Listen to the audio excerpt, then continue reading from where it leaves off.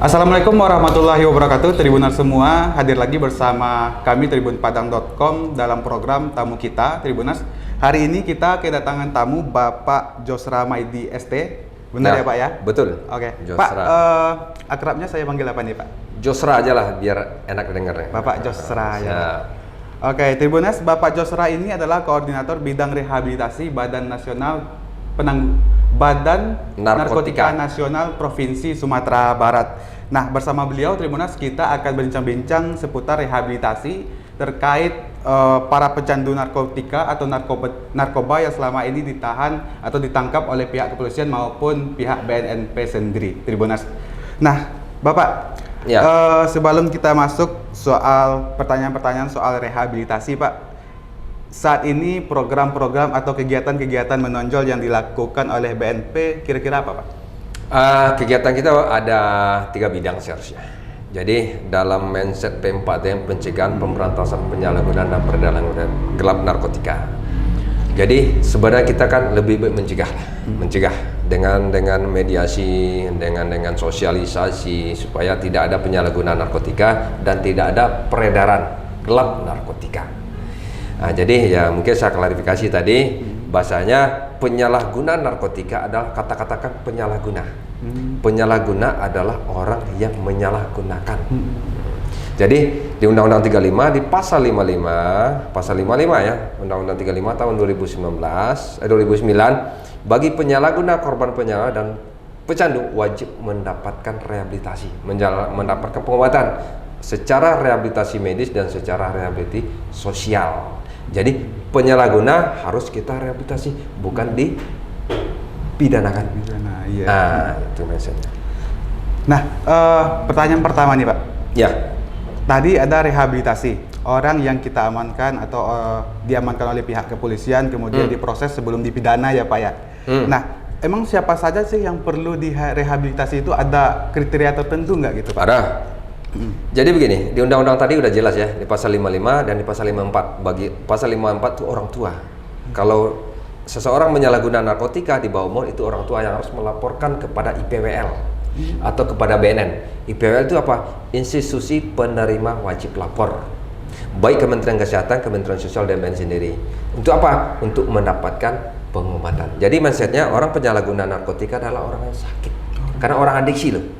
Jadi bukan dipandang dari sisi hukumnya. Iya. Nah, tapi ada masalah hukum di situ.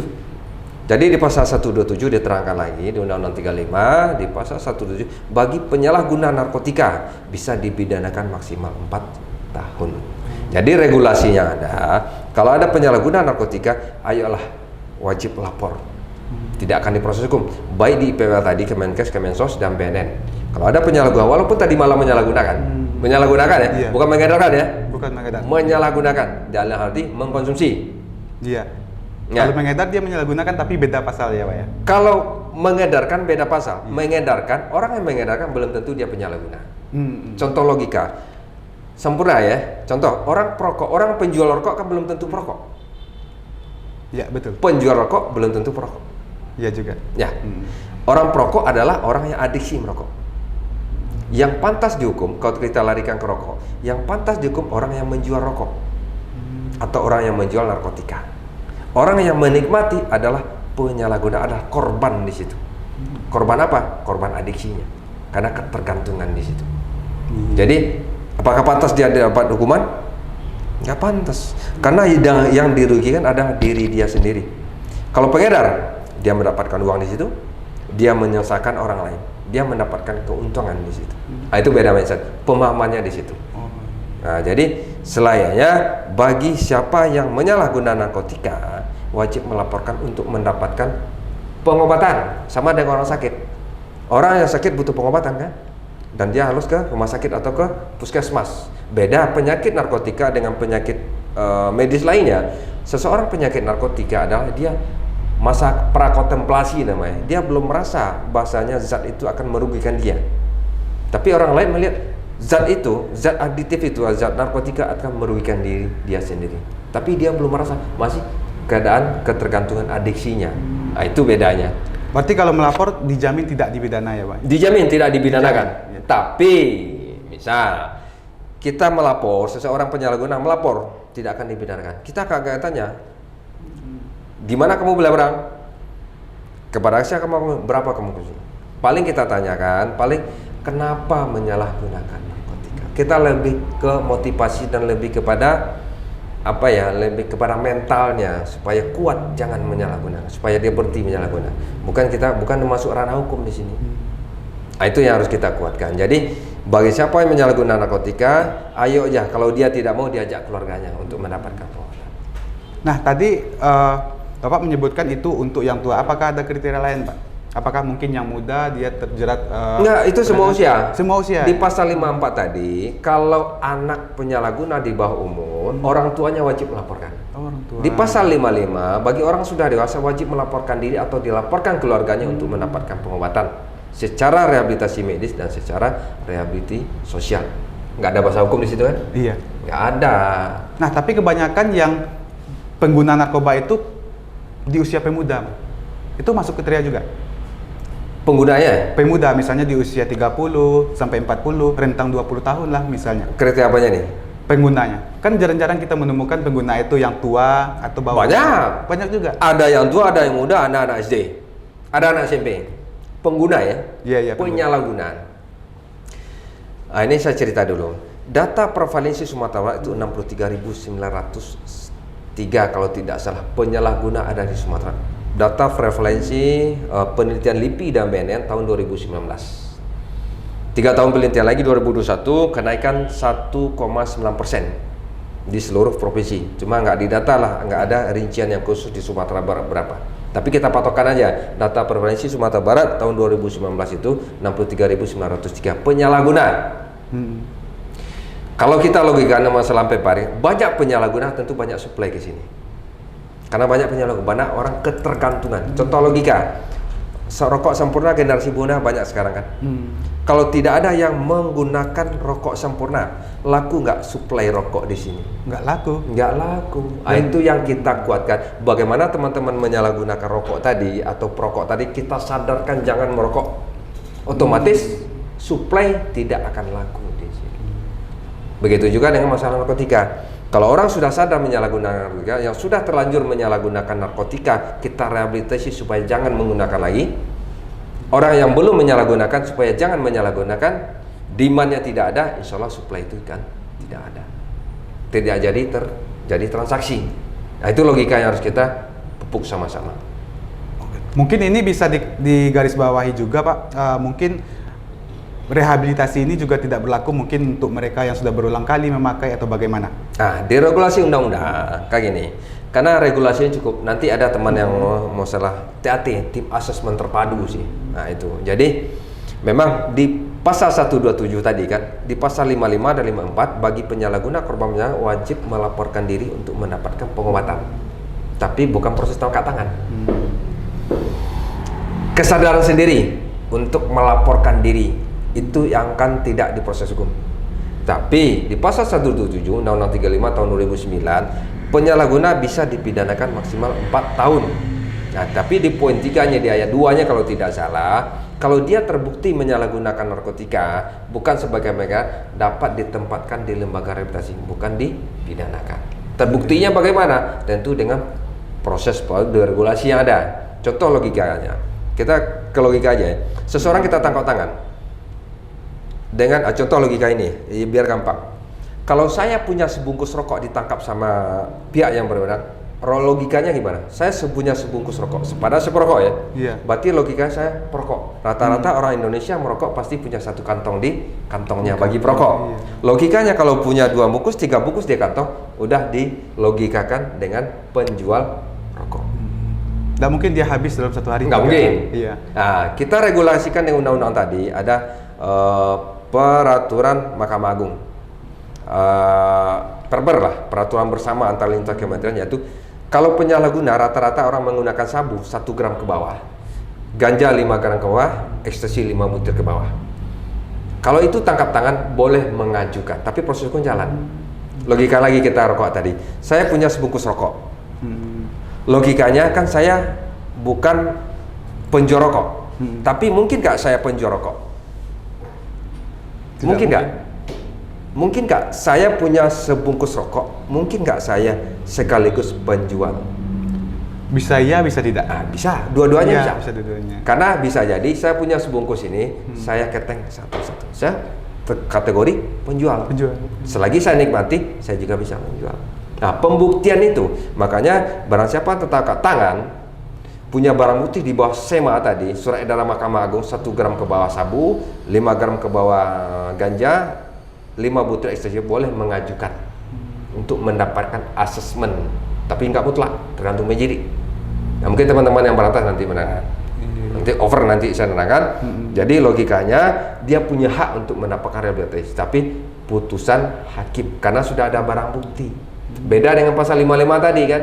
Pasal 55 saya menyalahgunakan narkotika, saya pengen berhenti, tapi saya berobat kepada IPR.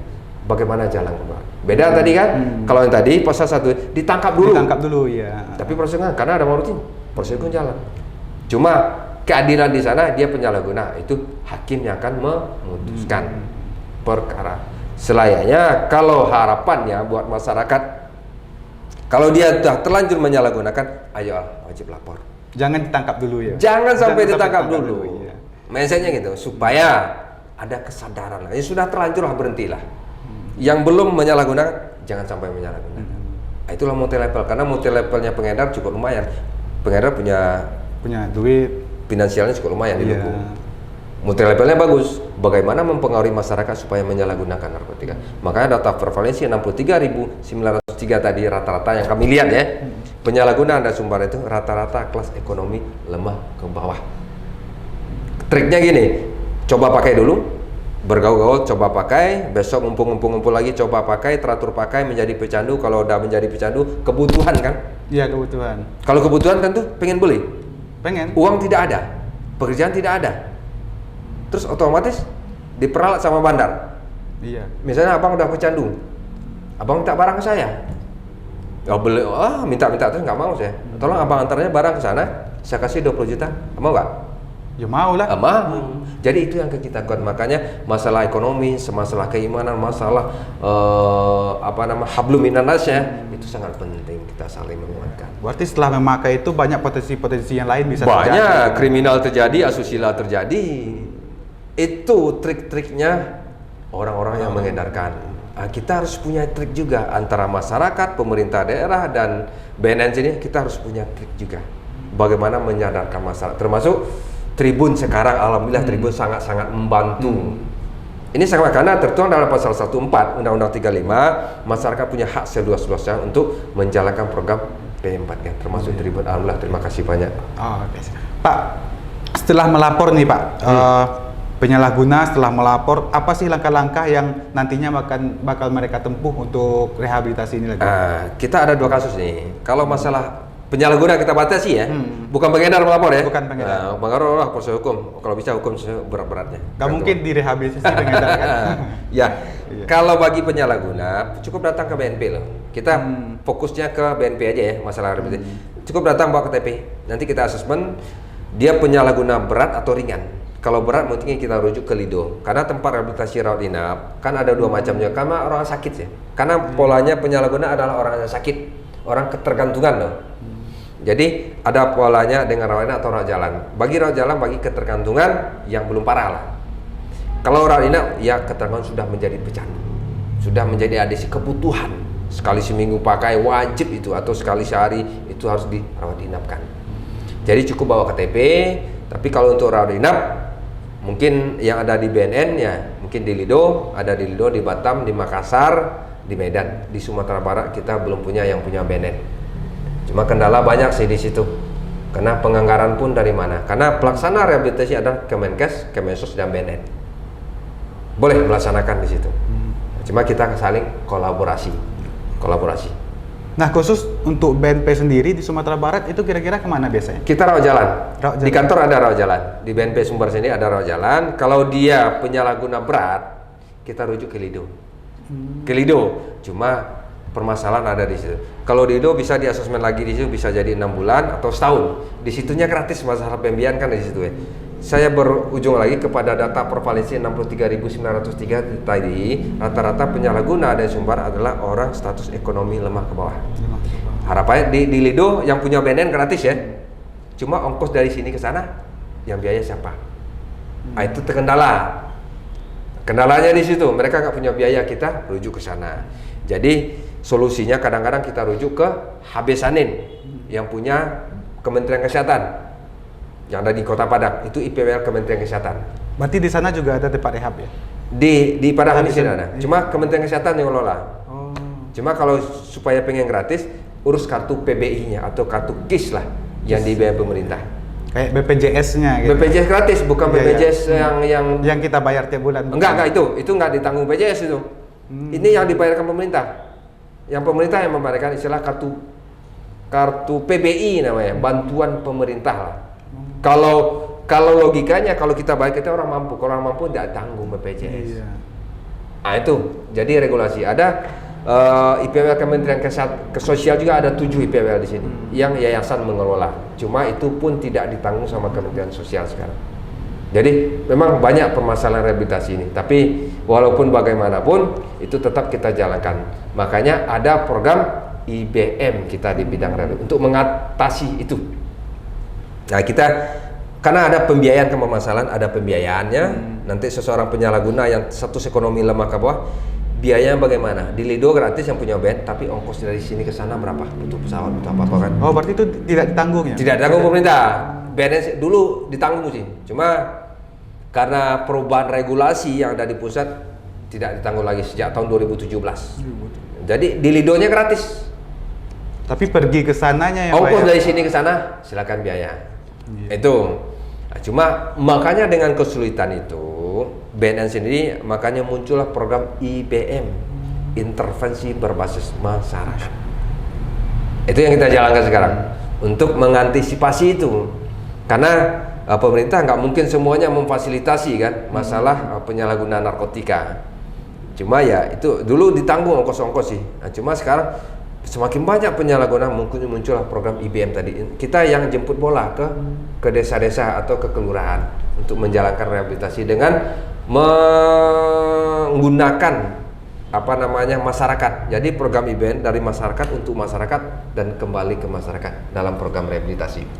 Nah, itu yang kita jalankan. Oke, kenapa di BNNP sendiri di Sumatera Barat tidak ada tempat rawat inapnya khusus di BNP sendiri? Ah, itu jangankan itu. Ya, karena kan ya kita menyalahkan global ya, ke luar negara sekarang. Kita kantor aja belum punya. Iya. Ya, jadi memang rehabilitasi sangat-sangat membutuhkan biaya. Makanya BNN sekarang baru ada 7 kalau di Indonesia tempat rehabilitasi. Makanya kita berkolaborasi dengan Dinas Kesehatan, Kementerian Kesehatan, Kementerian Sosial. Insya Allah nanti kedepannya mungkin di BNP Sumatera Barat mungkin ya kita upayakan lah untuk kedepannya ada tempat rehabilitasi yang ditanggung BNN. Ya sama-sama uang negara juga kan, cuma mereka kan berhak untuk mendapatkan itu. Cuma sekarang karena keuangan negara belum, ya mungkin skala prioritas dulu lah yang akan dimaksimalkan. Untuk mengantisipasi itu, program IBM itu akan kita laksanakan, yang sudah dilaksanakan di beberapa kelurahan. Jadi program IBM saya terangkan sedikit, IBM itulah intervensi berbasis masyarakat yang fungsinya melibatkan masyarakat, dari masyarakat untuk masyarakat dan kembali masyarakat untuk menjalankan rehabilitasi secara singkat. Tujuannya sasaran ke siapa? Sasaran terhadap penyalahguna ringan. Bukan masalah penyalahguna berat. Kalau penyalahguna berat tentu harus rawat inap. Ya, kadang-kadang baru coba pakai, belum tahu pakai, mereka harus paling ya asesmen secara ringan. Jadi polanya begini. Dengan Desa Bersinar kita kolaborasi dengan kelurahan. Jadi menjalankan program IBM tadi. Jadi IBM kita merangkul terhadap penyalahguna ringan yang ada di masyarakat. Jadi melibatkan masyarakat. Jadi contoh lagi gini, kita bentuk IBM, kita pilih 5 orang terhadap satu kelurahan atau terhadap satu nagari, kenagarian. Pilih 5 orang yang bisa dekat dengan masyarakat. Kita bimtek dia selama 3 hari atau 4 hari, dia menjalankan program rehabilitasi secara singkat di lapangan. Jadi dari masyarakat untuk masyarakat dan kembali masyarakat. Tapi sasaran terhadap pengguna ringan. Iya. Karena abang contohnya tinggal di Kelurahan Indarung. Dari Pak Lurah atau Bu Lurah memilih abang sebagai agen pemulihan namanya. Pergaulan abang kan tahu, dia penyalahguna si A, si B, saya tahu di lingkungan saya kan. otomatis abang kan di SK-kan sama kelurahan untuk menjadi agen pemulihan pelaksana kegiatan kita BIMTEK di BNN. Abang yang menjalankan rehabilitasi cadangan terhadap pengguna ringan nanti. Bagaimana perkembangannya? Kan teman-teman kita tahu siapa menyalahgunakan, tapi kan nggak proses hukum. Jadi menyadarkan teman-teman kita secara agama hablum minannas, saling ingat mengingatkan itu intinya. Tapi ada regulasi pencatatan yang harus kita pertanggungjawaban. Itu yang kita jalankan di tengah-tengah masyarakat sekarang untuk mengantisipasi anggaran-anggaran tadi. Jadi masyarakat harus menjalankan itu nih. Insya Allah kalau pengguna ringan dengan karena penyalahguna itu identik dengan salah berteman atau salah pergaulan atau salah lingkungan. Tapi kekuatannya diri tidak mengindahkan atau pengen menyalahgunakan atau apa ya, terpancing itu atau pengen coba-coba kan itu. Karena ya agama kan sudah menyuruh juga bergaullah kamu dengan orang-orang yang baik. Baik. Itulah kita rangkul teman-teman yang sudah terlanjur tadi ke arah pergaulan yang baik. Itu program IBM. Dari pergaulannya yang penyalahguna kita rangkul supaya jangan tidak menyalahgunakan. Nah, itu mentionnya. Oke. Tapi ada kemungkinan kalau di Sumatera Barat sendiri ada rumah rehab khusus BNP ya, Pak? Insya Allah kita upayakan, tapi nggak tahu kapannya. Kita cuma ya mudah-mudahan dalam jangka 5 tahun mudah-mudahan ada, karena sangat-sangat membutuhkan. Tapi walaupun itu tidak ada sampai sekarang, tapi rehabilitasi tetap berjalan karena Kemenkes dan Kemensos tetap menjalankan itu. Berarti tidak hanya BNP sendiri yang menangani kasus ini? Karena Kemenkes, Kemensos menjalankan rehabilitasi juga. Rehabilitasi terhadap penyalahgunaan narkotika. Tapi memang leading sektornya di BNN. Nah, itu kita saling menguatkan aja. Oke. Pak, pengalaman sejauh ini terkait rehab para pecandu, misalnya para pengguna narkoba itu sendiri bagaimana? Apa sih kesulitan dari pihak BNP untuk rehab teman-teman pecandu gitu? Banyak banget itu ceritanya. Ya, ini cerita sedikit suratnya. Karena rehabilitasi kan terhadap teman-teman yang sudah terlanjur menyalahgunakan. Ibaratnya dia udah salah jalan loh, wajib kita luruskan. Salah jalan wajib kita luruskan. Jadi banyak problem. Tujuan rehabilitasi sebenarnya pulih dalam arti kata karena penyakit adiksi ya. Adiksi adalah penyakit kambuhan. Contoh kita larikan ke rokok lagi lah. Seseorang sudah berhenti 3 tahun, 4 tahun, 5 tahun merokok. Kalau dia ngumpul sama merokok lagi. Merokok lagi. Nah, merokok lagi kan banyak rata-rata sama dengan penyakit itu, penyakit kambuhan namanya. Apa ya?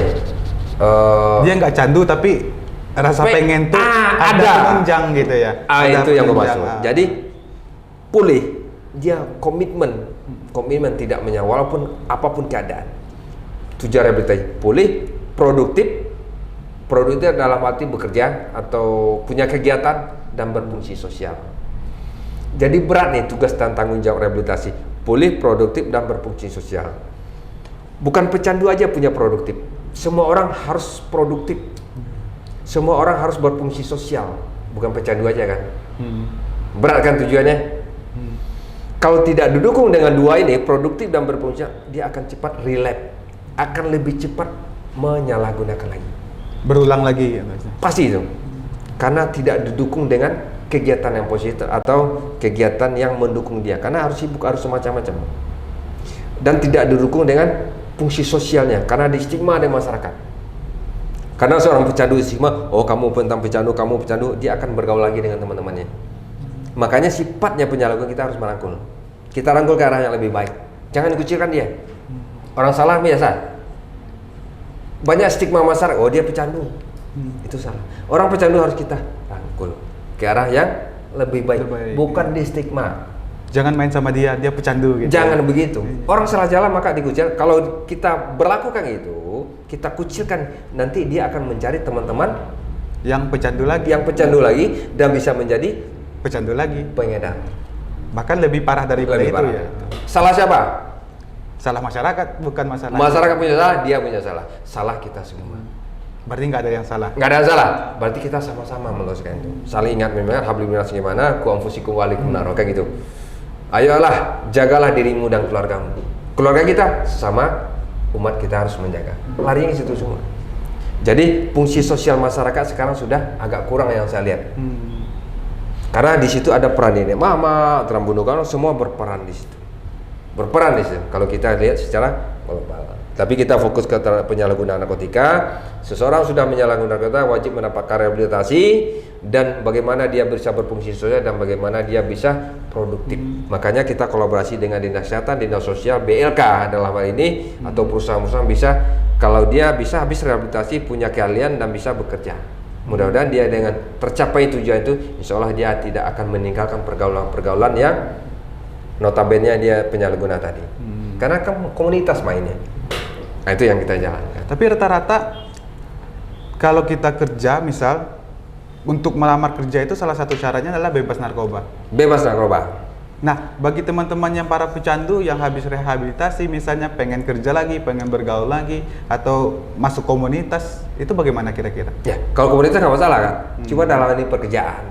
Makanya gini, dalam undang-undang apa ya? Undang K3 kan itu nggak sinkron. Sementara tujuan rehabilitasi dia pulih, kasih kesempatan dia bekerja. Berarti aturannya yang nggak sinkron berarti ya? Nggak sinkron. Kalau undang-undang K3 ya kembali ke perusahaan sih. Jadi sebelum teman-teman di perusahaan ya tekan kontrak tidak boleh menyalahgunakan narkotika. Kan begitu? Tekan kontrak dulu. Kan udah tekan kontrak sekarang. Tapi nama pecandu kan susah. Kadang-kadang kita minta setelah dia dapat positif atau ketahuan positif ya, tolong perusahaan memfasilitasi lagi. Tapi rata-rata perusahaan nggak mau. Ya perusahaan punya kepentingan kok. Iya. Kan udah punya apa perjanjian dari awalnya. Ya kesalahan dia juga sih.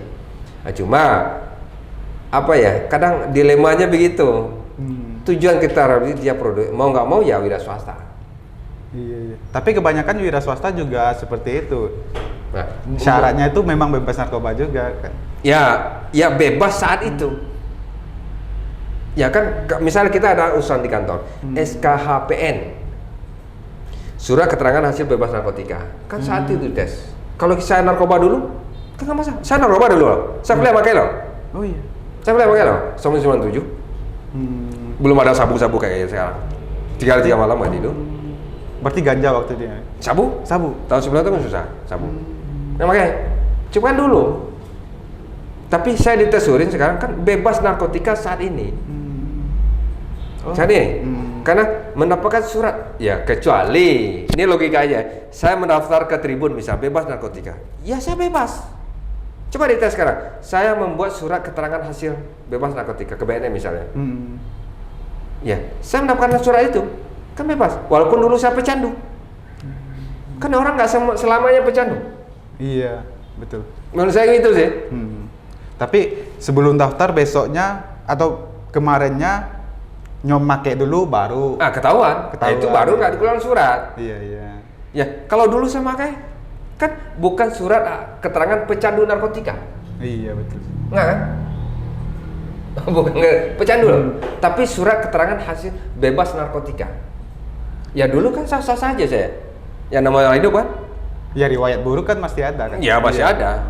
Cuma saya udah abstain lah, tidak menyalahgunakan. Masa saya diputus hak saya? Ya salah satu hak. Ya, setiap orang itu kan mendapatkan pekerjaan juga. Pekerjaan. Ya dulu memang saya menyalahgunakan. Ya sekarang saya enggak. Ya kalau itu silakan, apapun. Berarti artinya rehabilitasi ini juga dapat membantu mereka. Membantu, kecuali mungkin kalau kayak SKCK, dia kan udah database-nya. Database rehabilitasi ya, dia kan kalau masalah hukum dia kan benar masalah hukum SKCK ya apa dulu namanya. Kalau masalah rehabilitasi nggak ada sih. Kan surat bebas, ya sekarang saya bebas. Ya ke depan saya nggak tahu kan. Ya belakangan tulisan saya, tapi sekarang ke depannya saya bebas. Dalam arti kan tidak menyalahgunakan narkotika. Yang penting garis bawahnya setelah dapat kerja nggak memakai lagi. Itu dia. Itu aja. Tapi kalau ada tes urin di perusahaan lagi sesuai dengan Impres Instruksi Presiden nomor 2 tahun 2020, kalau dilakukan tesnya positif ya udah. Nggak bisa ngelak lagi kan. Tapi saya pengen bekerja di suatu perusahaan atau dimanapun, saya minta mendapatkan pengen hasil surat keterangan. Ya silakan tes urin. Saya kan nggak menyalahgunakan. Ya. Maka logikanya gitu ya. Ya betul sih.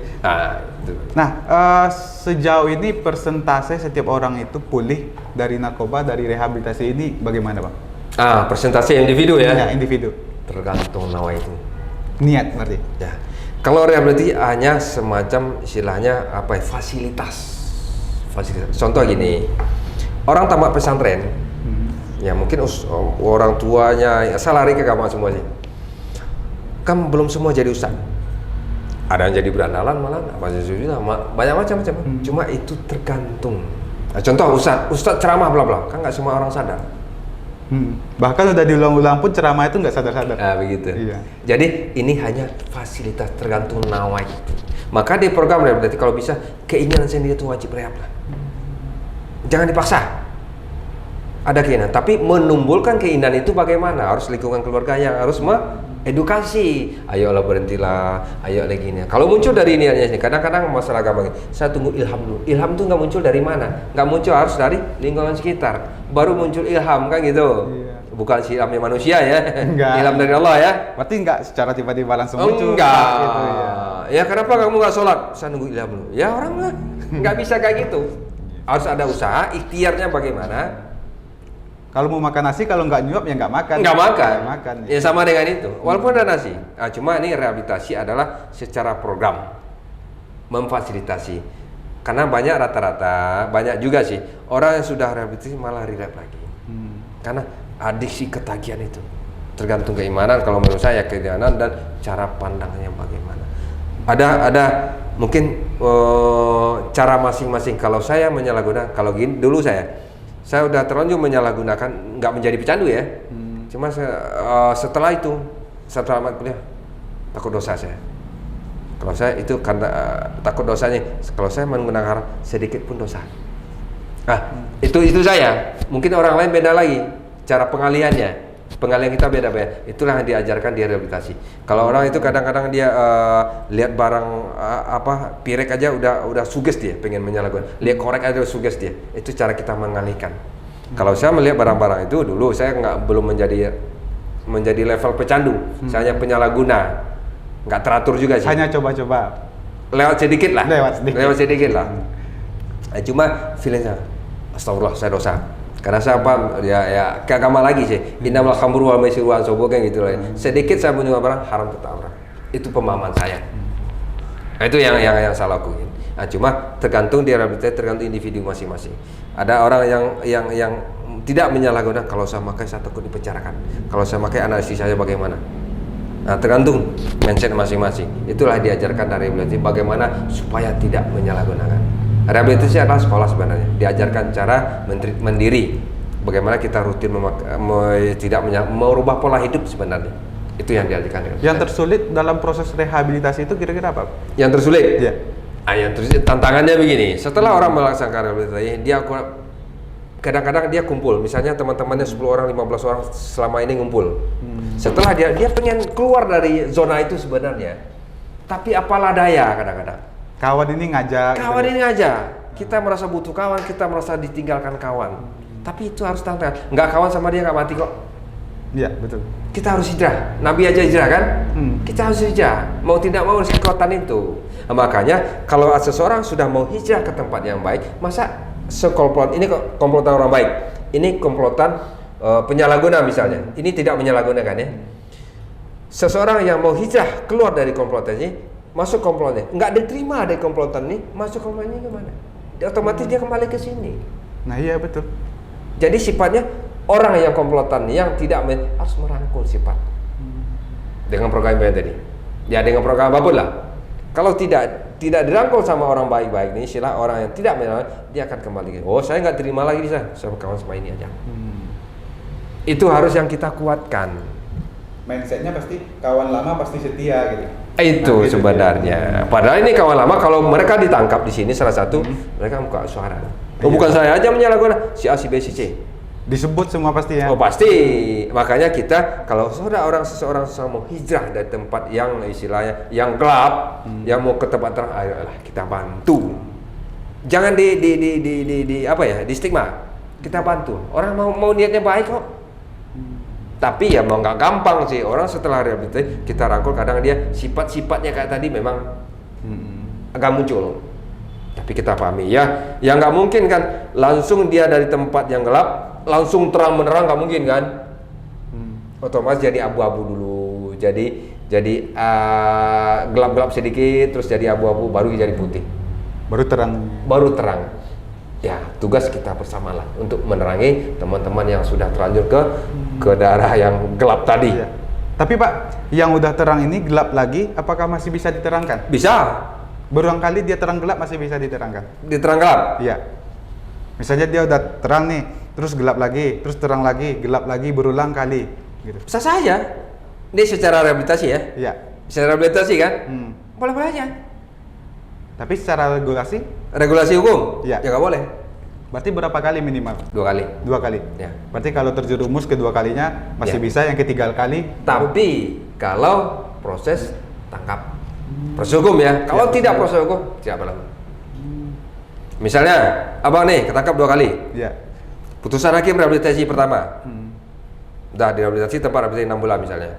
Terus tidak menyalahgunakan setahun. Tangkap lagi. Proses hukum jalan. Putusan hakim. Rehab lagi. Rehab lagi. Yang ketiga, tak akan ada lagi kesempatan nanti itu. Berarti baru pidana. Tadi udah masuk ranah pidana, cuma ada Masih? pembelaan. Tadi ranah pidana loh. Oh iya. Tadi udah masuk ranah pidana, cuma putusan hakim rehabilitasi. Iya. Kalau tadi hakim tidak mengusulkan harus dipenjarakan di, Pak, nggak bisa lagi kayak gitu. Berarti minimal 2 lah ya. 2 kali. Nah Ya. Pak, mereka yang rehab ini kemana sih harus pergi? Kan tidak melulu harus ke BNNP gitu, nyantui di BNP terus kan nggak melulu. Nah kemana sih mereka bisanya pergi? Apakah di Kota Padang ini misalnya atau di daerah-daerah lain tuh ada klub yang mungkin sekiranya bisa menampung mereka, atau masyarakat yang memang secara program ada yang bisa menampung mereka? Kalau makanya kita munculkan istilahnya IBM tadi itu, intervensi masyarakat tuh, Pak Lurah, Pak RT, Pak RW punya tanggung jawab terhadap moral terhadap warganya. Yang punya warga siapa? Pak RT, Pak Lurah, Pak Wali Nagari, Pak siapa namanya? Wali Kota, masuk gubernur. BNN punya warga? Tidak punya. Jadi mereka yang mengawaki seharusnya, karena di Permendagri 12 penanggung jawab adalah Pak Gubernur di tingkat provinsi. Di tingkat kabupaten kota penanggung jawab adalah P4 GN ini adalah Pak Bupati Wali Kota. Di bawahnya baru Kesbang Pol pelaksana kegiatan bla bla bla. BNN ini hanya sebagai leading sektor. Nah, itu. Jadi program IBN itu seharusnya yang kita tuju itu masyarakat punya kesadaran. Makanya jangan teman-teman sudah dirangkul kembali masyarakat. Oh iya. Nah, Berarti intinya ada Pak, kegiatan di kelurahan, libatkan dia. Ada kelurahan dimanapun, libatkan dia. Jadi teman-teman yang sudah terlanjur menyalahgunakan, sudah merasa gimana dirinya, kita rangkul lagi dia supaya fungsi sosialnya terwujud. Komunikasi antar kita sama dia nggak merasa asing di lingkungan masyarakat.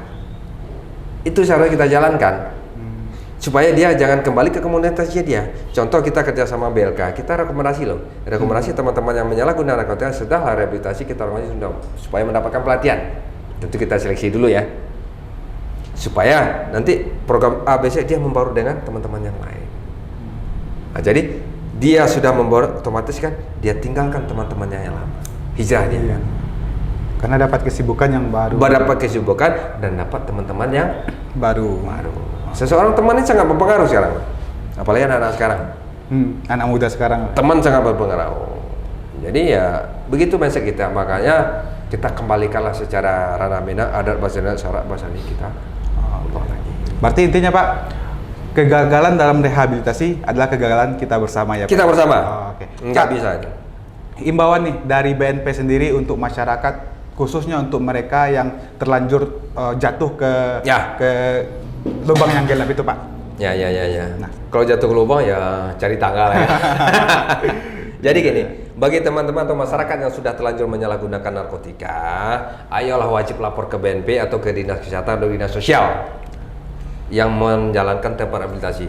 Alhamdulillah dasarnya sudah didasarkan undang-undang, regulasi sudah ada di pasal 55 dan undang-undang 35 tahun 2009. Bagi penyalahguna narkotika, korban penyalahgunaan narkotika dan pecandu wajib melaporkan diri kepada IPWL, institusi penerima wajib lapor untuk mendapatkan pengobatan.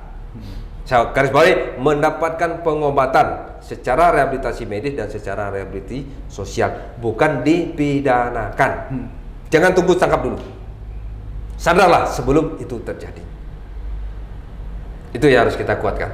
Jadi kalau masyarakat sudah berbondong-bondong untuk menjalankan rehabilitasi, nanti bandar pun akan takut. Oh, barang saya tidak laku Sumatera Barat, tidak ada terjadi transaksi. Karena barang nggak laku lagi, karena konsumennya nggak ada, penyalahguna yang perokok atau penyabu atau penganja tadi nggak ada, orang sudah sadar. Jadi mau jual barang apa lagi dia sini? Nggak laku kan? Nggak laku. Nah itu yang harus kita kuatkan. Jadi kita harus bersama-sama loh antara masyarakat, pemerintah daerah, termasuklah Tribun ini alhamdulillah mendukung program pembagian. Mudah-mudahan jadi amal jariah lah buat kita semua. Oke, baik Pak. Kita sudah di penghujung Pak. Ya. Mungkin kita akhiri Tribuners semua. Demikian bincang-bincang kita hari ini bersama Bapak Josra dari BNP Sumatera Barat. Kembali lagi Tribuners bersama program-program lainnya dari Tribun Padang. Saya tutup. Wassalamualaikum warahmatullahi wabarakatuh. Waalaikumsalam warahmatullahi wabarakatuh.